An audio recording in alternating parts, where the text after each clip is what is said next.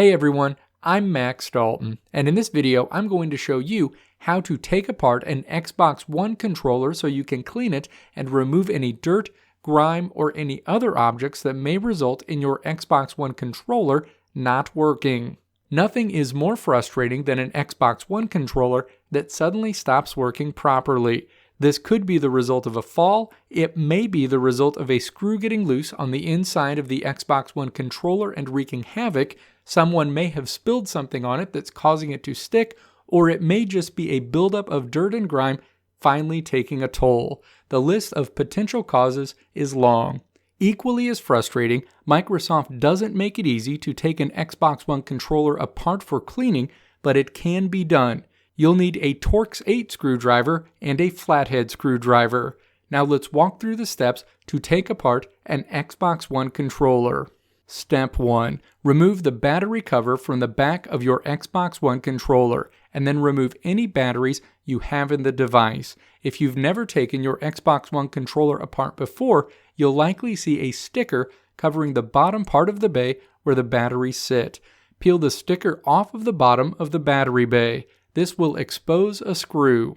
Step 2. Use a Torx 8 screwdriver to remove the screw. You can force other types of screwdrivers into working to remove this screw, but you'll likely end up stripping the grooves on the head of the screw, which make the screw unusable going forward.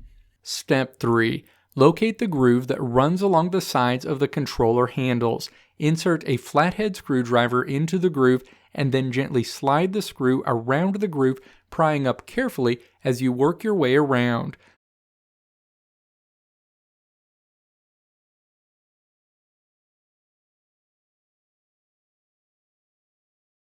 When you feel like there's enough separation, pull the back part of the controller handle away from the Xbox One controller to remove it.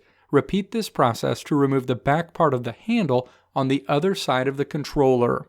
Step 4. Locate one screw at the very bottom center of each controller handle and another screw toward the top part of each handle that was exposed by the covers you removed. Remove these screws using the Torx 8 screwdriver. Step 5. Now that you've removed the 5 screws from your Xbox One controller, grab your controller's faceplate that covers the buttons and analog sticks and gently pull to remove it. The faceplate should slide right off. Step 6. Now grab part of the back of the controller, the handles will work best, and then gently pull the back part of your controller away from what is now the front part of your Xbox One controller. You may have to wiggle it initially, but it will eventually come off.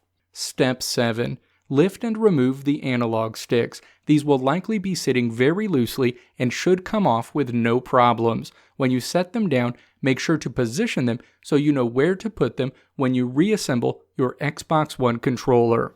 Step 8. Locate the 2 circles directly beneath the Xbox button on the front of the controller. Slide a flathead screwdriver underneath the plate next to either of these buttons, and then gently pry upward and pull and lift the cover off of the top of the controller. This should also bring the bumper button covers with it. Step 9. Locate the small wireless connect button directly above and to the left of the Xbox button. Carefully pull that button out to remove it.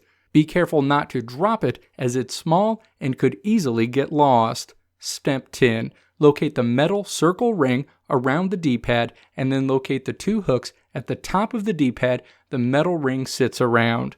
Use a flathead screwdriver to lift the metal ring around the plastic hooks, and then lift and remove the metal ring from around the Xbox One controller D-pad. Now you should be able to easily lift and remove the D-pad from the Xbox One controller.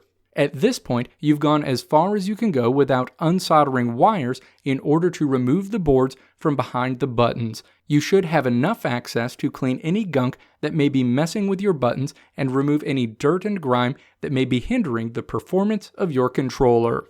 Congratulations! You now know how to take apart your Xbox One controller.